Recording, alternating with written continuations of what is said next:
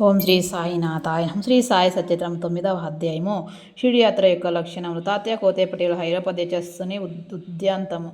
భిక్షం యొక్క ఆవశ్యకత, భక్తుల అనుభవములు, తర్కర్ కుటుంబం, ఆత్మారాముని భార్య బాబాకు సంతృష్టిగా భోజనం పెట్టుట ఎట్లు నీతి.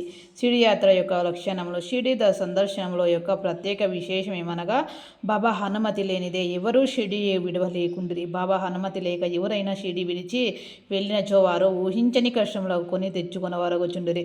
బాబా ఎవరినైనా బయలుదేరుడని సెలవిచ్చిన తర్వాత ఇక షిరిడిలో నుండరాదు. సెలవు తీసుకున్నటకు బాబా వద్దకు భక్తులు పోవునప్పుడు బాబా వారికి స్పష్టముగానో లేక సూచన ప్రయముగానో కొన్ని సలహాలను ఇచ్చుచుండేవారు. బాబా ఆదేశానుసారము నడిచి తీరవలేను. వ్యతిరేకముగా పోయినచో ప్రమాదములేవో తప్పగా వచ్చుచుండేవి. ఈ దిగువ హట్టి ఉదాహరణము కొన్ని ఇచ్చుచున్నాను. తాత్యా కోతే పటేల్ ఒకనాడు టాంగాలు కోపారంగా జరుగు సంతకు బయలుదేరిను. హడావుడిగా మసీదుకు వచ్చి బాబాకు నమస్కరించి కోపంగా సంతకు పోవుచుండునని చెప్పాను. బాబా అతనితో తొందర పడవద్దు, కొంచెం ఆగుము, సంత సంగతి అటుండనివ్వు, ఊరు విడిచి అస్సలు బయటకు ఎక్కడికి పోవలదు అని అనేను. సంతకు వెళ్ళవలేనని తాత్య హాతురతను చూసి కనీసము శ్యామ మాధవ దేహపండి అయిన వెంట తీసుకొని పొమ్మని బాబా చెప్పాను.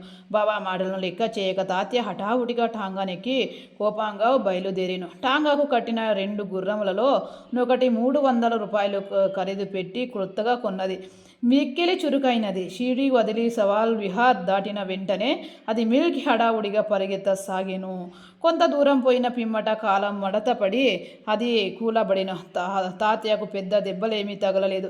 కానీ తల్లి వల్లి ప్రేమతో బాబా చెప్పిన సలహా జ్ఞాపికి వచ్చాను. మరొకప్పుడు కూడా ఇటులనే బాబా ఆజ్ఞానుసారం వ్యతిరేకించి కోల్హార్ గ్రామమునకు ప్రయాణమైన దారిలో టాంగా ప్రమాదానికి గురి అయ్యాను. అలా బాబా చెప్పిన మాటలు వింటే ప్రమాదం నుంచి తప్పించుకున్నామన్న సంగతి. ఓం శ్రీ సాయినాథార్పణమస్తు.